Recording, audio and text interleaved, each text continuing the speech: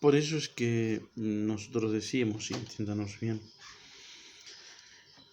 que la normología es una parte muy importante del derecho. Eso no lo podemos desconocer, no podemos desconocer la gran aporte que ha hecho el positivismo jurídico. Pero pensar solamente en esta dimensión para poder explicar el fenómeno jurídico es un derecho muy mezquino, muy pequeño, muy pobre. Es un derecho incompleto, porque la formulación histórica, como les estoy contando, ha demostrado su insuficiencia. Es que el derecho sí debe preguntarse por la justicia que desarrolla, sí debe preguntarse por la finalidad que tiene. Este está en la base de la generación de los derechos humanos que nace a partir de la teoría, de los principios de Nuremberg.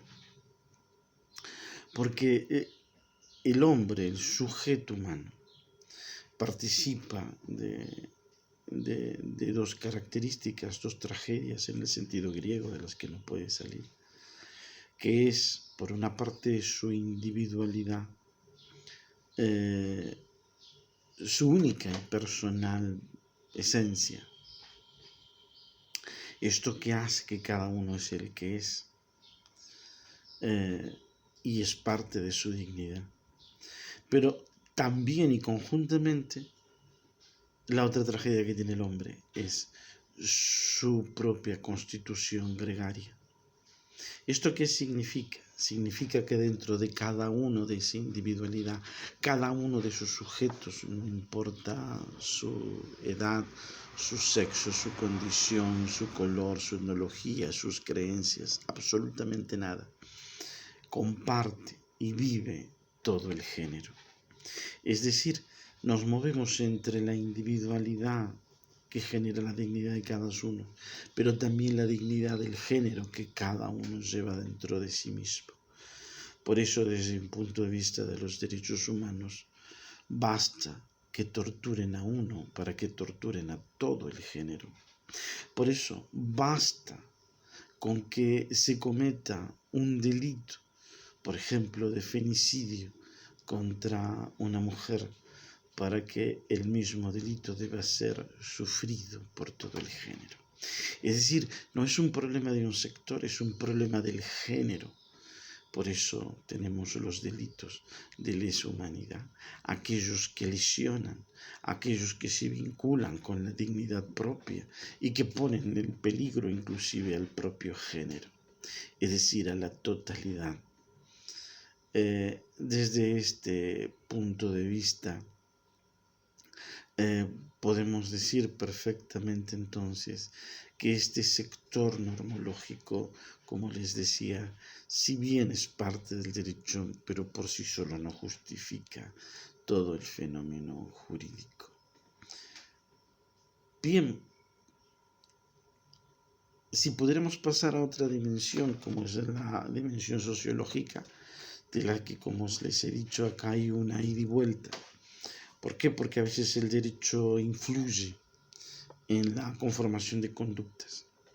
Un ejemplo que siempre doy yo es, por ejemplo, en Tucumán, cuando se prohibió el fumar en bares, en restaurantes, en lugares cerrados abiertos al público.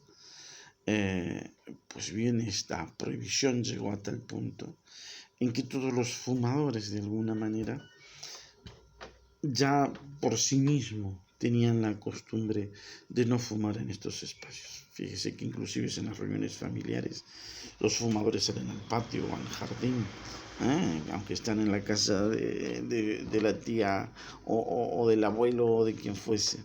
O cuando viajas a otro país en donde sí se puede fumar en cualquier parte. Generalmente el argentino pues busca un lugar para salir para fumar. Es decir, acá la norma ha podido vencer a la conducta y se ha convertido en una conducta social. Desde otro punto de vista también, la conducta social se impone de tal manera que esto hace que genere la necesidad del cambio legislativo o que venga la novedad legislativa. Esto es la historia del desarrollo de muchos avances en términos de derecho, especialmente de aquellos sectores vulnerables o de aquellos sectores que sufren algún tipo de discriminación. Pues bien, estas nuevas conductas van siendo tomadas por el derecho en la nueva organización familiar, en la nueva estructura, por ejemplo, en el diseño del matrimonio igualitario, etc. Es decir, acá hay una ida y una vuelta. Y esto tiene que ver también desde el punto de vista de la idea esta del derecho como fenómeno conductista o social. Desde este punto de vista podríamos poner como un exponente de esta posición al gran filósofo tucumano Carlos Cosio. Aquí ya se acuerdan de la definición que daba que el derecho era conducta en interferencia intersubjetiva. Es decir, acá el problema está dado entonces en que la alteralidad es la que produce el derecho. El derecho entonces es una suerte de construcción jurídica, esto dicen, por ejemplo, los constructivistas, en donde el derecho es una especie como el lenguaje, en donde nos ponemos de acuerdo en que determinados conceptos o determinadas expresiones equivalen a determinadas cosas. Es decir, acá decimos lapicera por una convencionalidad. Entonces, cuando digo por lapicera me refiero a este tipo. No solamente esta lapicera que tengo en mi mano, a cualquier tipo de lapicera, una hecha de madera, hecha de oro, hecha de platina, de color roja, verde, azul, etc. Pues bien, esta idea del constructivismo jurídico como una suerte de construcción colectiva del derecho, bueno, tiene sus aciertos desde el punto de vista que se basa en este fenómeno conductual o social.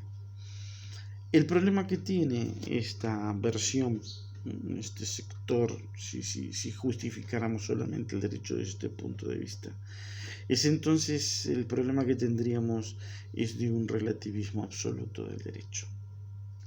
Es decir, de alguna manera todo es pactable, todo es un problema procedimental, es un problema de procedimiento, todo es un problema de mantener o aumentar las voluntades mayoritarias.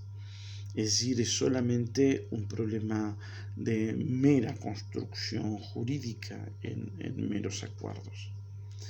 Y acá creo que está también el meollo, el problema de que también esta visión es una visión parcializada del derecho, es una visión que no le llega a dar una completitud exactamente al fenómeno jurídico.